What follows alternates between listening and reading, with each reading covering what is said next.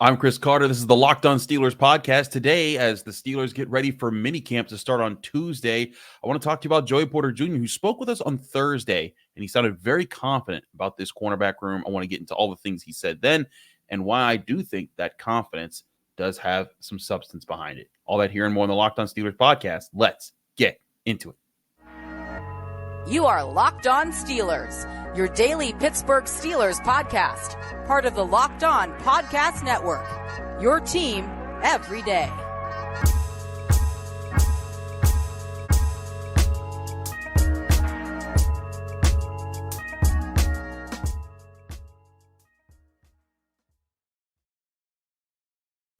Hello, and welcome to the Locked On Steelers podcast. I'm your host, Chris Carter, bringing you your daily dose of all things in the Pittsburgh Steelers. As always, you can find the show in your favorite podcasting apps and on YouTube. Like this video if you enjoy it. Subscribe to this YouTube channel to get all of your daily Monday through Friday episodes, as well as our bonus content. We thank you for making us your first listen every day because we're your team every day. And today's episode is brought to you by FanDuel. Make every moment more. Right now, new customers get $200 back in bonus bets with any winning $5 bet. That's $200 back in bonus bets with any winning $5 bet. Visit FanDuel.com/lockedon to get started. All right, everyone. Hope you had a great weekend. We're back here on the show. First of all, I want to give a shout out to my man OT, who I saw at the Ari Spears show this past weekend. It was great seeing you, OT. Thanks for showing love about the show. Hey, if y'all ever see me out in public, don't be afraid to say hi. I'm always happy to meet fans of the show. But let's get into it right here. And I wanted to talk about Joey Porter Jr. because as I teased on the Friday show, we did talk to him and Broderick Jones. I'm going to save Broderick Jones for tomorrow because I want to focus on the cornerbacks for today because I think there's a lot to talk about here between what Joey Porter said. And because he gets into a lot of different things, as we will show in the clip that we play on here from our scrum with Joey Porter Jr. But a few of the things that I've been wondering is how can he have a better second year? Can he cut down on the penalties that he had last season? Can he, turn some more plays into interceptions? How can he better be a cornerback who is going to be the top cornerback of this team? Because let's all be real, that's what he has to be for this team. And is he ready for that role? Is he ready to travel with the other team's number one receiver? I asked him that question as well as part of this. And these were all things that we covered on Thursday. So I wanted to give you a chance to hear Joey Porter Jr., just how he's sounding from OTAs. And then I kind of wanted to get into it because we also asked him about his different teammates in the secondary. And I thought he gave some really interesting responses around the board. Here's Joey Porter Jr. from Steelers OTAs last week. Joey, now that you've had a full year to adjust in the NFL, you've been studying yourself, how do you feel like you've grown and the things that you're focusing on? I feel like I've grown a lot mentally as a player, mentally and physically over the past year. Mentally on the aspect of I just know what's coming around. Last year you really didn't know what was going on. You're trying to learn the plays. You're trying to fit in. And this year I feel more comfortable in that and being able to really show that on the field. What's Donte Jackson been like as a new guy in the room, but an older guy who's been in the NFL? I mean, he's been a great mentor. I've been watching him since LSU days. I've always been a fan of his. I told him that when he first got here, and I've been a sponge really. Just trying to soak up all the knowledge and game from him. He's been playing the ball for a long time, so you just got to take that and run with it. How do you guys How do you feel you're kind of gelling together, knowing yes, it's OTAs, it's early, but 3 weeks in, how do you guys feel? We feel pretty good. Like you said, it's OTAs. We're still trying to figure things out, but so far most of everybody's showing up. We're getting after it, and it's looking good so far. So we just got to keep stacking days. What do you know about Cameron Sutton? He was with the Steelers for many years before you got here. Yeah. He's back. I've been knowing Cam since I was a kid in high school and stuff like that. When my dad coached, I used to come here and he used to be on the team. So always been a fan of his game and everything like that. So the fact that he's back, we chopped it up, and it's time to get after it. I also been a sponge to him as well. What ways are you guys trying to maybe tool the secondary in ways that allow you guys to maybe help Minka Fitzpatrick be in his X-Factor role? You talked about playing Minka ball yesterday. Really just keep doing what we got to do and just stacking days. We're going to have plays for Minka to make his plays, and we just got to execute those and really just stick to the course. So if there was one maybe kind of thing on your track record last season that maybe you would want to clean up, was it the penalties? Are you doing anything specific or to work on those this offseason? Yeah and no. I feel like some of the penalties last year were just based off of what was going on around the league. Once you make a name for yourself, they're going to get you on ticky-tack calls. I really don't try to let that affect my game, so I don't try to stress on it too much. I work on it here and there, but to me it was nothing to really heavily work on. What did Grady Brown do to help you guys or help you specifically get better at your game? He just stay on me every day, and we try to find something new every day to work on. We don't just work on the stuff I'm good at. We work on the stuff I need to improve on, and he's really good at showing me what I need to improve on, and we go outside and try to execute it. Is part of the plan for this upcoming year for you to travel and follow every number one receiver? Do you guys think it'll be kind of sticking to different sides of the field, or is that something you guys are still discerning? I mean, I'm still trying to follow. So we're gonna talk about it. I think that's the case. I really don't know, but that's my intentions. You mentioned Sean Elliott, what you're learning from him, but how do you describe his personality? I mean, we can hear him, I feel like, all the time. He seems like he's this high level. He's loud. Now I got to deal with him and KZ. So I really don't know how I feel about that during the season, but right now we're cool right now. He's a good guy. He's funny. Last year, you guys, I remember, I think it was after one game where you got an interception and KZ was giving you crap about it. What's you guys' friendship been as just teammates and how that's built over the past year? Man, it's been great. That's my guy. First day I came in the building, he just told me what they need from me and what they expect from me. So after that, we've been cool. We've been locked in. And I love playing alongside of him. He's a great guy, great character. So yeah, that's my dog. That's something that you guys have as a secondary defense, that camaraderie, that tends to challenge each other, but at the end of the day, you're on the same page. Yeah, definitely. I feel like that's just what has to be for our position. We play a tough position where we always want to be perfect, but that's not the situation most of the time. And we just got to have that tough skin. So we try to, pick on each other, joke on each other, just to see where your mental's at. You see guys like Corey and Darius, been with the team, but now they're also trying to prove something. Man, they've been doing great so far. Darius been stepping up a lot. Corey just now getting his feet back in the water, and he's been making plays. So I'm really just happy for both of them. I just keep telling those guys every day, man, we could really take this over if we just keep stacking days and doing what we're supposed to do. So there you have it. There was Joey Porter Jr., Steelers cornerback from OTAs on Thursdays last week. Now, this week is mini camp, and this is the last week of Steelers activities before they take their long break before training camp starts towards the end of July. So we'll get into a few things that he said there.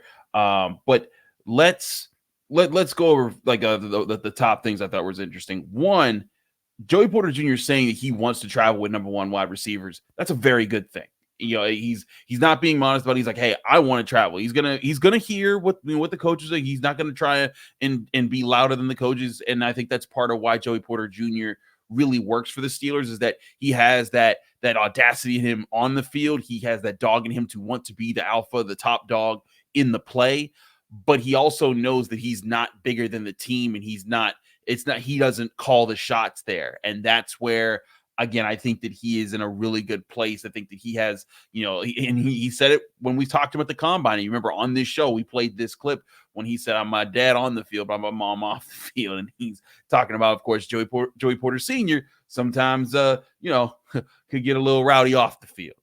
But in all seriousness, I think it's a very good sign. The Steelers need him to be an eraser. They need him to be a guy that can travel with number ones, that can be a guy that, if not completely erase them, minimize their impact. And if he can do that, if Joey Porter Jr. becomes that player, and I think he has the potential to do that, that sets the Steelers up for a lot of possibilities there, because then all of a sudden, if you have one cornerback who's just wiping out a key threat of the offense, then the rest of your defense is keying in on so many other things. Like, you're allowed that allows your second cornerback to like team up with another safety to try to erase the other top receiver on the team, or you're keying off on the top tight end, or the pass rush is getting more time to get after it because the top receiver isn't open all the time, or the quarterback doesn't want to throw it Joey Porter Jr.'s ways. And I think it's important to also remember Joey Porter Jr. had a very good rookie season. He had the lowest completion percentage allowed by any cornerback who was targeted 50 times last year. That includes non-rookies. That's an everything. That's an every person stat there. But he also got beat at certain times by veterans who were more adept at their game. They were sharper. That's where he can get sharper this year. Last year, he was getting his feet under him, and that's what he was talking about at the start of the clip there. Now he's got his feet under him. And I think that's where, if he can show that he is sharper, avoid some of the penalties, and get into and make some of those plays, and be the guy that takes away that number one, more often than not, or I'd say even consistently just mitigates the top receiver on a team from being the major impact player, that goes a long way to making an elite defense. And the Steelers have been missing that kind of a cornerback for some time, and I think that that's what they really need there at this position, because if they get that, it changes everything. But it doesn't matter if the rest of the roles in the cornerback room and really the secondary are filled as well. I want to talk more about that because of what he said about his fellow cornerbacks and also Deshaun Elliott there at the end of the segment there. But we'll get to that here next on the Locked On Steelers podcast. I'm your host, Chris Carter. Stick with us. We'll be right back. But first, I want to remind you this show is brought to you by FanDuel Sportsbook, the #1 sportsbook in America. Summertime means baseball, the NBA Finals, and more, and you can bet on it all on FanDuel. After the Celtics won games 1 and 2, the Mavericks need to respond Wednesday, and FanDuel has them up 1.5 points in the over-under set at 213. You better get on it right now, because right now new customers on FanDuel Sportsbook get $200 back in bonus bets with any winning $5 or more bet. That's $200 that you can use to bet on everything from the NBA Finals MVP to who's going to hit one out of the park in the next Major League Baseball game. And again, that's on FanDuel's Sportsbook, the #1 sportsbook in America. But go there by visiting FanDuel.com/lockedon, and you can add a big win to your summer bucket list. That's FanDuel.com/lockedon for new customers to get $200 back in bonus bets if their first bet of $5 or more wins. That's from FanDuel, America's #1 sportsbook.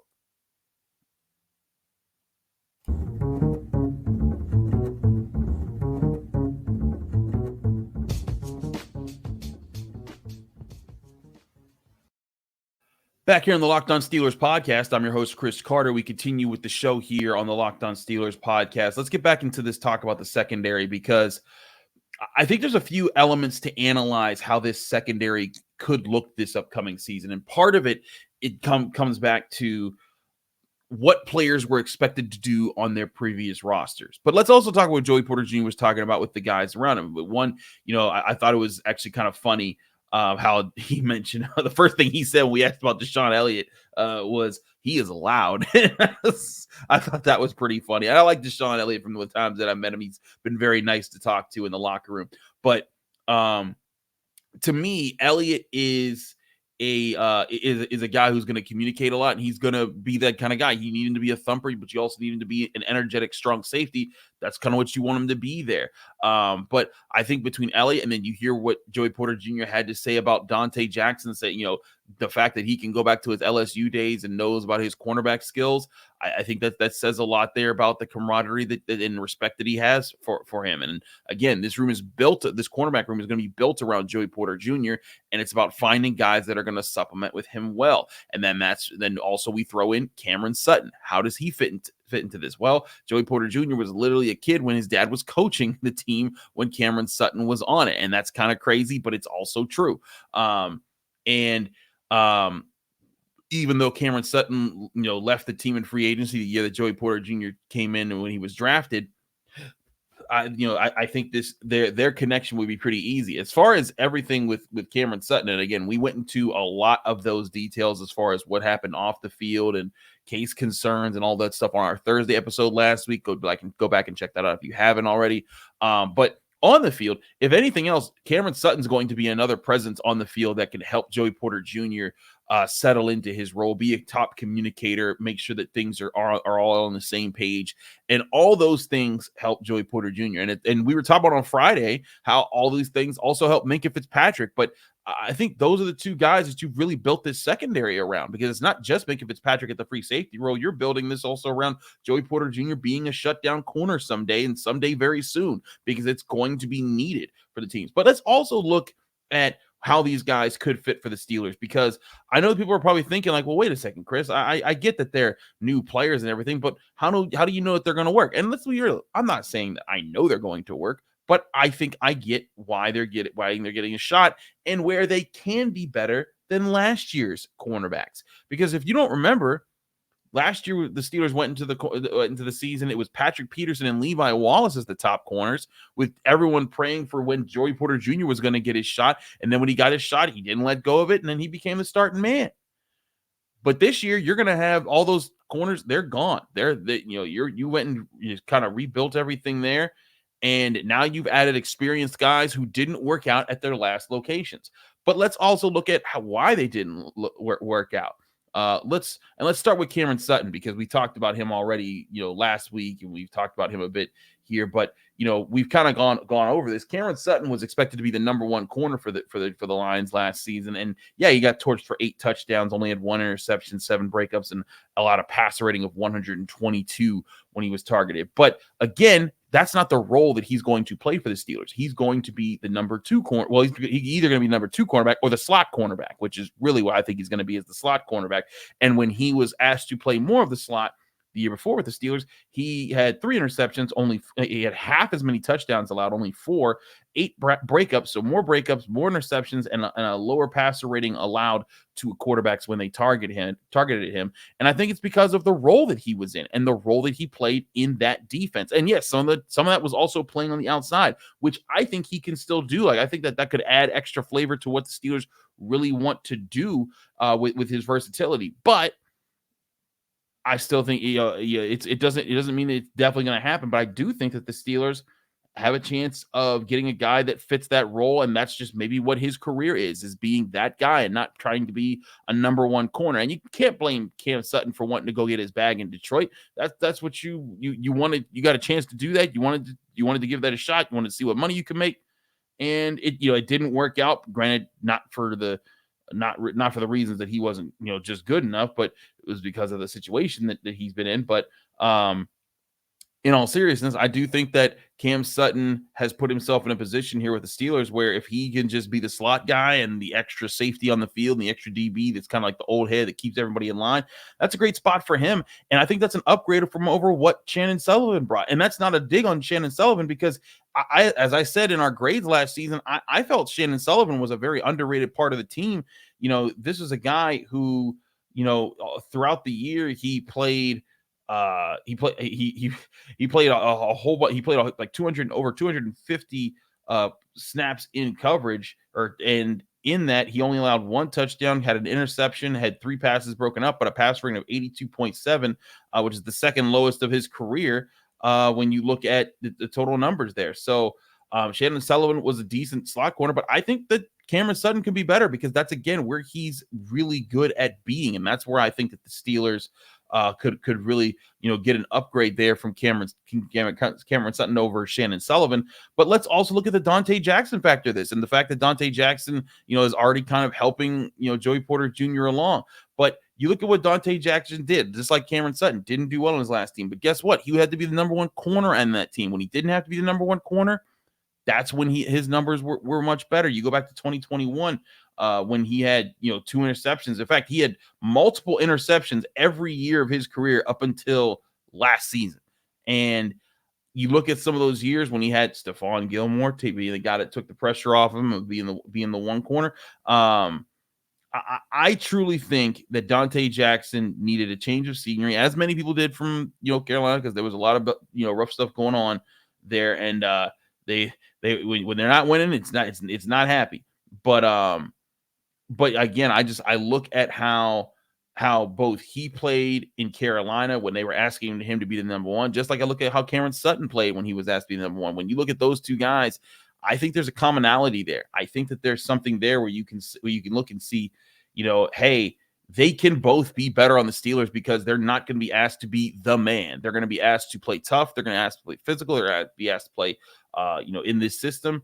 And then once they figure it out, they'll figure it out. And I think that's where they go from there. And I really do think the Steelers have a situation on their hands where the cornerbacks, situation right now is better than last year's. And that's going to be huge to face up against some of the bigger name wide receivers that are going to be on their schedule this season. You got Michael Pittman with the Colts early on, CeeDee Lamb with the Raiders early on, Garrett Wilson with the Giants early on. Then, of course, when you get down the stretch, you're going to get the Ravens receivers, Zay Flowers and company. And then you got the Eagles with A.J. Brown and Devontae Smith, Amari Cooper, of course, twice with the Browns, and, of course, Jamar Chase twice with the Bengals. So there's plenty of chances for this group to really show up and take over games, or at least be the group that kind of holds it together while other people take over games.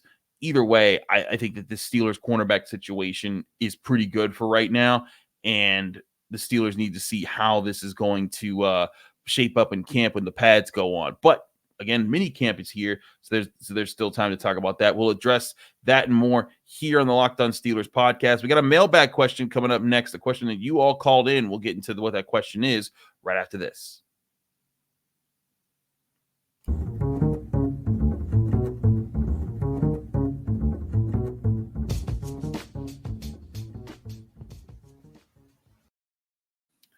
Chris Carter here on the Locked On Steelers podcast, and let's get into the mailbag segment now here. As always, we have a mailbag hotline that you guys can call if you ever want to. It's 412-223-6644. When you call, leave your name, where you're from, and keep your question under a minute. We'll try to get you on the show here. And I wanted to address this question because there's certain questions that I have that if you called in, you're wondering you haven't heard it's because I'm saving it because it's a good question, but I want the right moment for your question. And I thought this would be a right moment for this question that's coming up here. Amir, take it away with your question. Hey, Chris, this is Amir. First of all, I want to thank you and guys for hosting the draft online on YouTube. It was a lot of fun. And I want to bring up a really quick point that I was thinking about during the draft, and I think we kind of missed an opportunity, and that's that we had a chance to take a really good cornerback and get a decent center, but instead we elected to get a pretty good center or a really good center and no cornerback or defensive back. And I think that since our stats after Broderick Jones came back last year, I think you pointed out we were top 6 in the league in rushing and whatnot. I think we could have really waited a little bit and taken the kid out of Georgia or someone else and really got one of these top defensive backs like Cooper DeJean or Quentin. I just want to know your thoughts on that. Thank you. Thank you for your question, Amir. As always, you can call like Amir did, 412-223-6644. Get your question on the air here. Amir, I hear you on the cornerbacks thing because that was the other position that I thought really had a chance to be a first-round pick. Let's break a few things down here. One, it sounds like Amir doesn't have a problem with Troy Fautanu being the first pick. I think he didn't mention that. He mentioned the center position being the pick there. But I contend that this team has a number one cornerback in Joey Porter Jr., and I think he's going to be a very good number one cornerback. This team needed a center. And as much as the offensive line, and I've said, like, hey, they performed better. Imagine if they could perform not just better, but very well. Imagine if the offensive line, imagine if this center, Zach Frazier, really does work out and Broderick Jones keeps taking steps forward, and now Troy Fautanu is taking steps forward, and they become a dominant offensive line. That's a group that can last you a decade, as we saw with the Pouncey DeCastro, crew that kind of, had pieces around it. But my point is that you look at how things have shaped out, Amir. I really think the Steelers, if they had gone with cornerback, I think you could easily justify it. But I think that with the strength that they have on this team right now, and now the support that they're giving Joey Porter Jr., I think that this is a team that's like, you know what? We can go get another corner at some point. But we got to fix this O-line before anything else because we want to run the doggone ball. And I think that's where the Steelers are at right now when it comes to the cornerback position and versus the O-line position. Now, this time next year, who knows? Because as I said, I think that they need to get one of these top flight defensive linemen again at some point to kind of pair with Keanu Benton and DeMarvin Leal for the long term. But I also wouldn't pass corner being on the list there now because corner is important and you need to be able to take away teams' top options and if you have multiple guys who can do that, like the Browns do, and I think that's a big part of their team that gets overlooked is how they have, Greg Newsome and Denzel Ward who can erase guys and be problem makers. That's what the Steelers want. And that's what they need if they're going to take a step forward at the cornerback position. So no, I don't think they drafted wrong here because I think they still got what they needed and what they wanted at the cornerback position. Sure, it would be nice to get one of those superstar corners and free agency or trade for a big name. But you know what? I think that the Steelers, in doing this, kind of recognizes like, hey, this cornerback situation, sure, it could be better, but you've got role players and you've got your star, then you've got your star on rookie contract. No need to rock that boat right now. And I agree with that sentiment. If that's what they're coming from, it is that, hey, like add in talent, but right now there's other groups that need that talent a lot more. And that's why I like, Zach Frazier.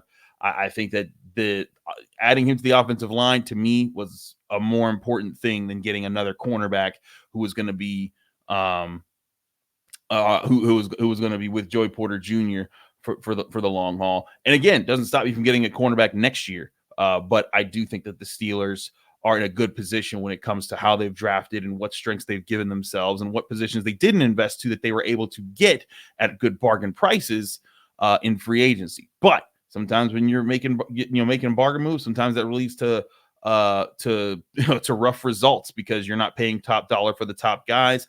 Those will be questions that we continue to look at as Steelers minicamp approaches. It begins Tuesday. We will have thoughts for you. We'll have another show for you tomorrow before that, taking your thoughts and addressing them on the air here on the Locked On Steelers podcast. I'm your host, Chris Carter. Follow me on Twitter and Instagram at Carter Critiques. Read my work at the Pittsburgh Post-Gazette, post-gazette.com. Find me here on the Locked On Steelers podcast every day, Monday through Friday, breaking down your Pittsburgh Steelers right here on the Locked On Steelers podcast.